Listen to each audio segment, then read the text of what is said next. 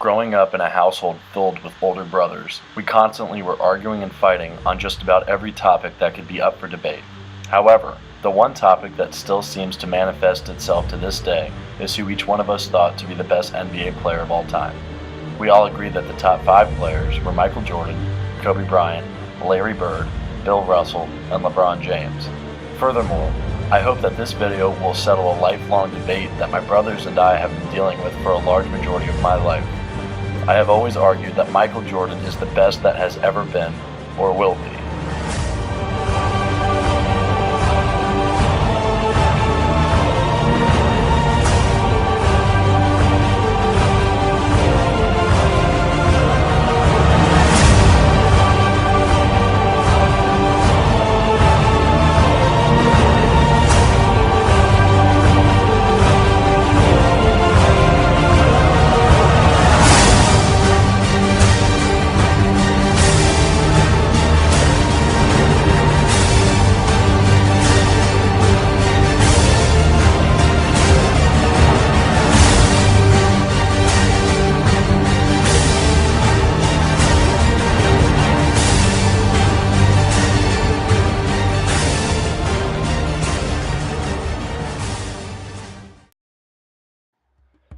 This bar graph represents what just about every sports fan will recognize in a professional basketball player, which is how many points they scored. Shown here is each player's highest 5 best scoring seasons. Although there are many other dimensions to the game, this statistic says a lot about a player's basketball and athletic ability. Michael Jordan's offensive impact is unparalleled, averaging over 2,200 points for each of his 5 best seasons. Many would be shocked to see how few points Bill Russell scored in his best 5 seasons. However, the man with 11 rings would have something else to talk about besides scoring points. This second graph is my personal favorite.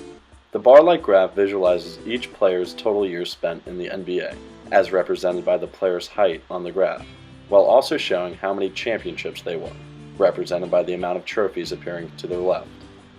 Bill Russell's statistic here is absolutely absurd. He played a total of 13 seasons in the NBA and had 11 championships to go with it. The other 4 gentlemen don't even come close.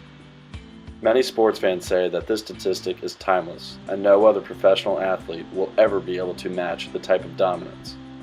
Only time will tell, I suppose.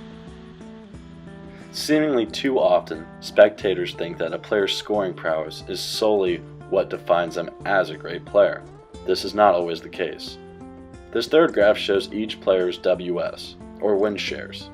Win shares takes into account a combination of overall player statistics and relates it back to how many wins the team had as a result. I chose this scattered line chart to illustrate the primary statistics commonly associated with determining how a player's dominance is judged: steals, turnovers, blocks, and assists. As the graph shows, Michael Jordan's career statistics are astronomically high. What is most exciting about this graph is how it shows how dynamic Jordan was as an overall basketball player. His prolific scoring ability oftentimes takes the spotlight over all the other aspects of the game that he also dominates. The areas on the graph that show sudden drops down to 0 are the years MJ either left the NBA to pursue his baseball career for a season, or the other times he decided to give the NBA a chance and retire for a very short period of time before coming back and regaining his dominance.